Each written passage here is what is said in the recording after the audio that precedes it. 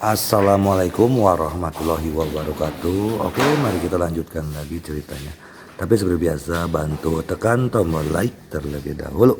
Bab 199 Kontrak Keamanan Harga Tinggi. Pergantian ketua grup Kili segera diketahui semua orang. Sebagian besar karyawan ingin mengundurkan diri, tetapi Henry menghentikan mereka. Henry baru saja meminta Guo Warner dan Sekretaris Sela untuk pergi bersama.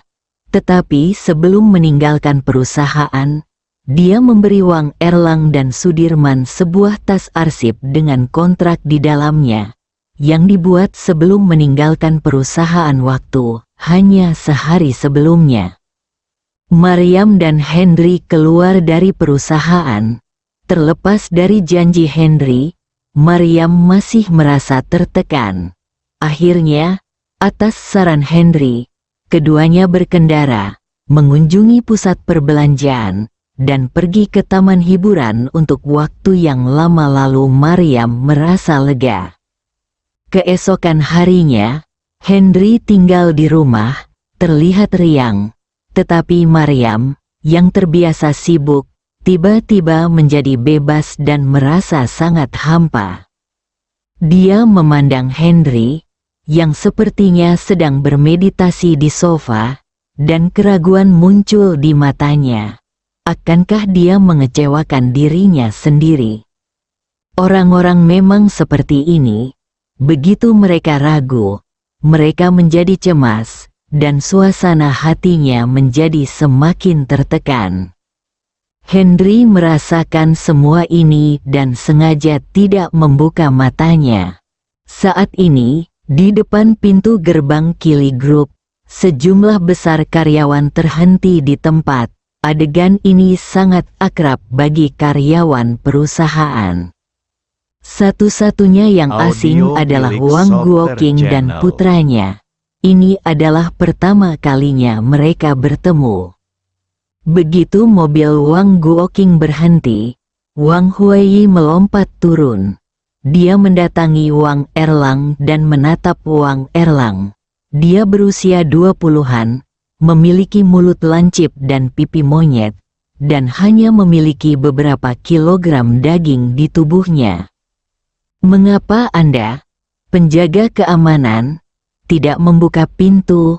Wang Huaiyi berpikir bahwa sekarang dia adalah wakil ketua. Dia dengan sangat sopan memarahi penjaga keamanan sekecil itu tanpa membuka mulutnya. "Mengapa kamu tidak membuka pintunya?"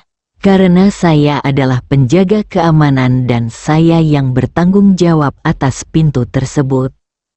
Wang Huaiyi mengedipkan matanya dan hampir mengumpat, "Sial.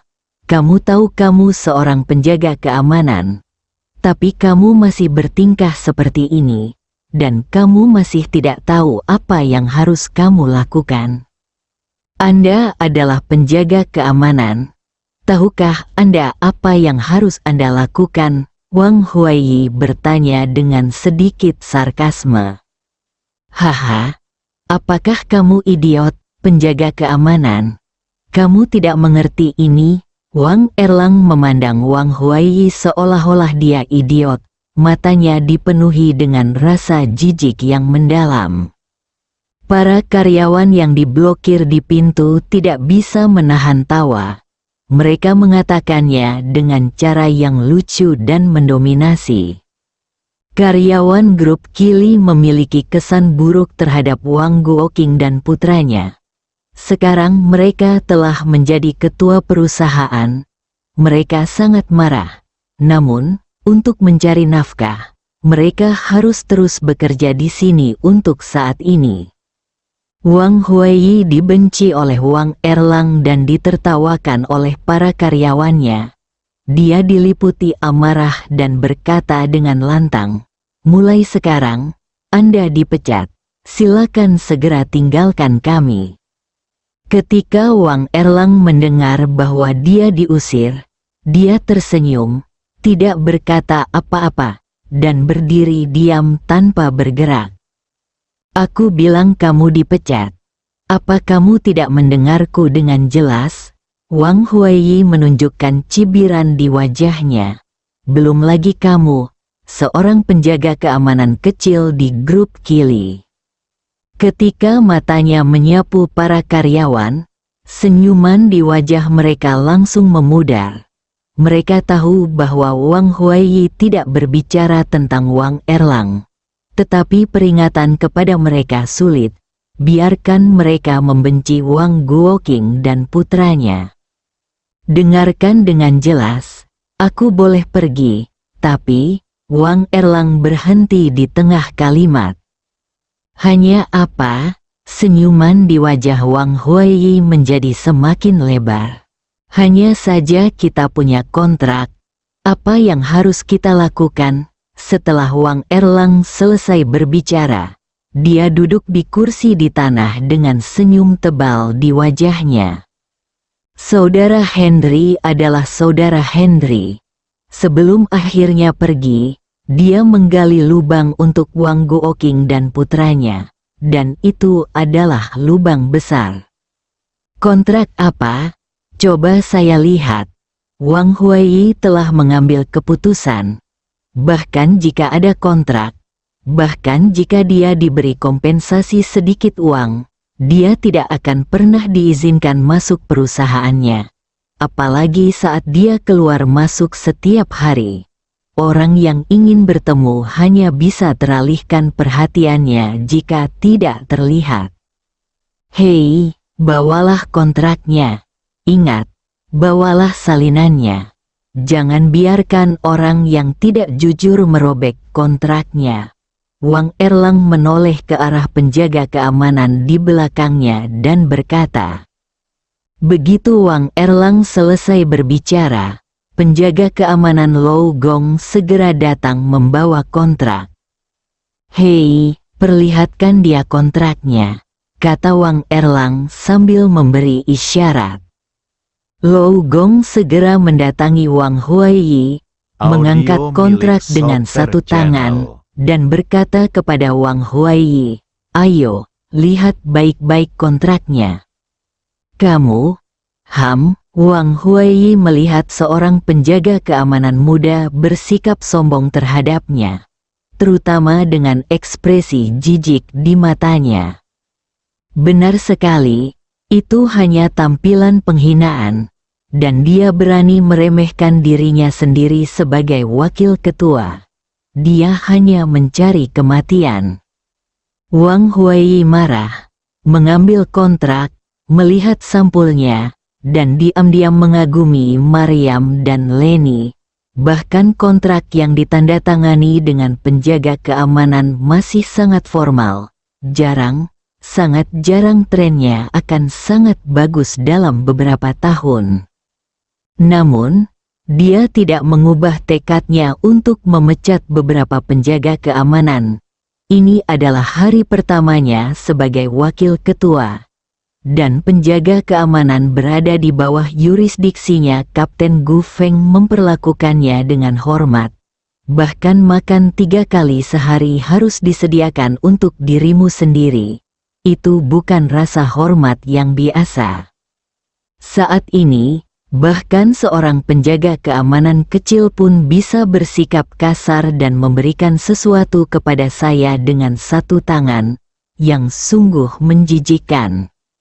Saya ingin melihat berapa banyak ganti rugi yang dilikuidasi dalam kontrak ini. Setelah kompensasi selesai, segera keluar dari sini.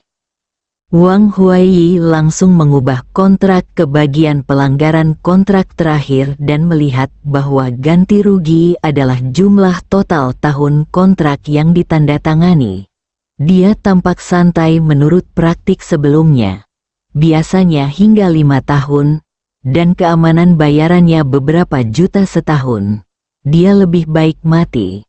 Bahkan jika mereka dimanfaatkan, mereka harus diusir.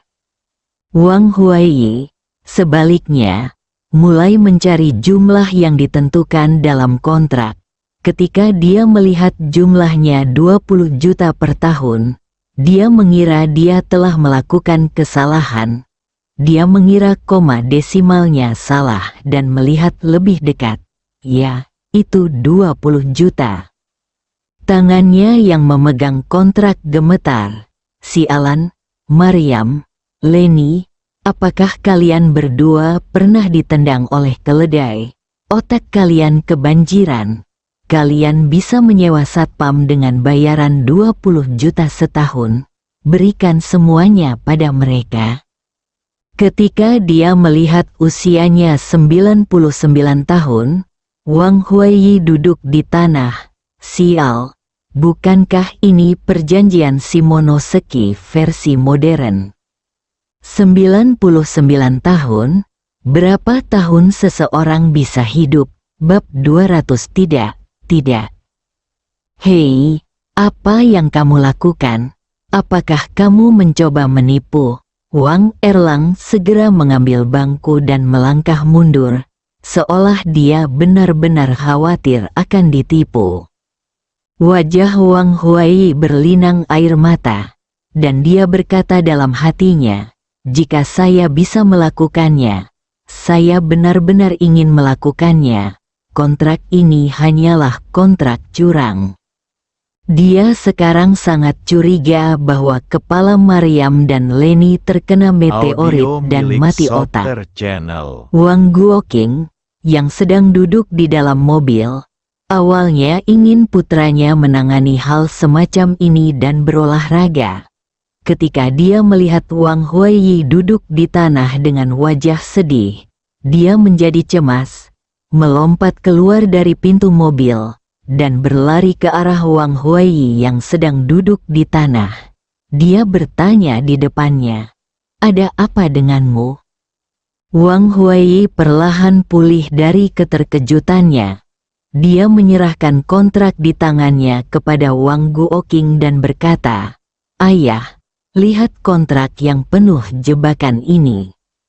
Wang Guoqing mengerutkan kening, mengambil kontrak itu, dan tertegun ketika dia melihat itu adalah kontrak kerja keamanan. Ketika dia membuka kontrak dan melihat biaya kerja tahunan sebesar 20 juta, sudut mulutnya bergerak, dan dia terus mengumpat secara diam-diam di dalam hatinya. Jantung. Ketika melihat kontrak itu berlaku selama 99 tahun, Wang Guoqing hampir menjadi gila. Jika memang terjadi pada tahun-tahun itu, tulang-tulang manusia pasti sudah membusuk. Namun ketika melihat metode ganti rugi yang dilikuidasi, dia hampir pingsan. Untungnya, begitu dia mengalihkan pandangannya, sebuah ide muncul di benaknya. Kontrak ini cukup aneh. Tetapi Anda harus pergi dan bernegosiasi dengan Maryam dan yang lainnya mengenai kontrak tersebut. Mereka menandatangani kontrak dan itu tidak ada hubungannya dengan kami. Setelah Wang Guoqing selesai berbicara, dia langsung menyerahkan kontrak tersebut kepada Wang Erlang. Mata Wang Huaiyi berbinar, dan dia tiba-tiba menyadari bahwa dibandingkan dengan ayahnya, dia masih terlalu muda dan memiliki terlalu sedikit pengalaman. Dia tidak ada hubungannya dengan dia dan bisa menyelesaikan segalanya. Apakah Anda ingin pejabat baru mengabaikan masalah lama? Wang Erlang bertanya sambil tersenyum. Jadi apa? Wang Guoqing berkata dengan nada mendominasi. Tidak mungkin. Wang Erlang berkata dengan marah dan dingin. Kamu ingin menjadi sombong? Wang Guoqing tiba-tiba mencibir. Dia mungkin takut pada Henry, tapi dia tidak akan pernah takut padamu Wang Erlang. Terutama ketika dia melihat Wang Erlang tidak memiliki beberapa kilogram daging di tubuhnya. Jika dia benar-benar sombong, saya khawatir itu tidak akan cukup baginya. Mata kecil Wang Erlang melebar, gigi besarnya berdecit, dan dia memperlihatkan gigi emas besar yang baru dibuat di sisi kirinya, seperti serigala lapar yang memperlihatkan giginya yang tajam, dan berkata dengan bangga, "Apakah menurutmu kami begitu kasar dan tidak berbudaya?" Serangkaian tindakan Wang Erlang barusan hampir membuat karyawan di sebelahnya tertawa. Akhirnya, dia mengatakan sesuatu yang kasar dan tidak berbudaya, Audio milik yang membuat Software mereka tertawa Channel. terbahak-bahak, mengatakan hal ini di depan pekerja kantoran seperti mereka sama saja dengan penghinaan. Wang Guoqing dan Wang Huaiyi juga terhibur dengan kalimat ini, dan rasa jijik di mata mereka menjadi semakin kuat.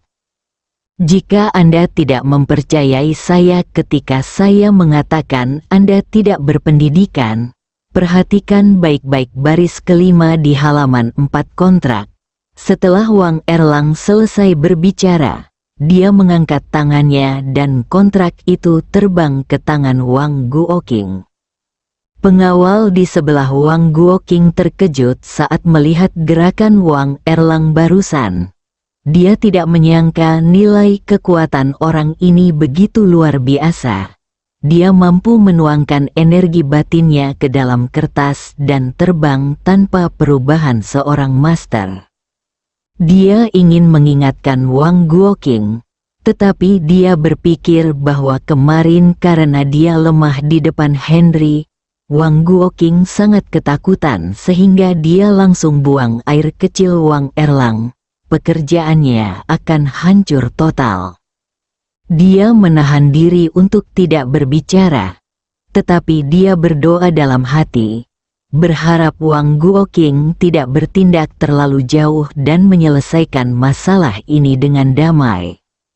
Wang Guoqing tidak tahu seni bela diri, dia hanya ingin tahu tentang kontrak itu saat terbang.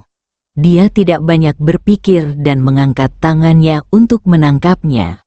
Ketika saya membuka kontraknya, saya melihat di halaman keempat dan baris kelima tertulis, kontrak ini berlaku untuk waktu yang lama, termasuk pergantian ketua dan kepemilikan Kili Group yang berlaku selamanya. Maryam, kamu benar-benar idiot. Bagaimana kamu bisa menandatangani kontrak ini? Wang Guoqing tidak bisa menahan diri untuk tidak mengutuk.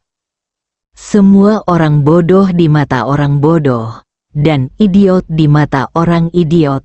Wang Erlang bergumam pelan. Brengsek, beraninya Anda memarahi kami, Nona Maryam. Itu adalah wanita yang ingin dinikahi oleh saudara Henry. Jika Anda memarahinya, bukankah Anda ingin memarahi diri sendiri? Kamu? Wajah Wang Guoqing memerah dan dia sangat marah saat mendengar kutukan Wang Erlang. Apakah kamu melihat dengan jelas?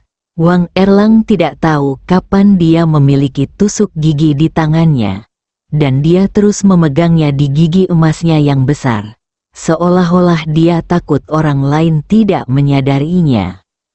Astaga, tampaknya sudah menjadi plester kulit anjing, dan sulit untuk menghilangkannya. Dalam hal ini, saya akan membiarkan Anda terus bekerja. Paling buruk, saya akan dimanfaatkan dan memberi Anda gaji 20 juta per tahun. Wang Guoqing membuat keputusan, menunjukkan senyuman yang lebih jelek daripada menangis, dan berkata, karena kita berdua memiliki kontrak, Anda akan terus bertugas sebagai penjaga keamanan perusahaan. Adapun ketentuan kontrak, kami akan menerapkannya dengan ketat. Audio milik Begitu Wang Software Guoqing Channel. berbicara, semua orang yang hadir tercengang. Nada dan sikap ini mungkin belum pernah terjadi sebelumnya bagi karyawan yang mengenalnya. Ups, kamu tidak bisa melakukan apa yang kamu katakan. Wang Erlang berkata dengan ekspresi gelisah. Kenapa tidak? Wang Guoqing bingung, dan dia benar-benar bingung.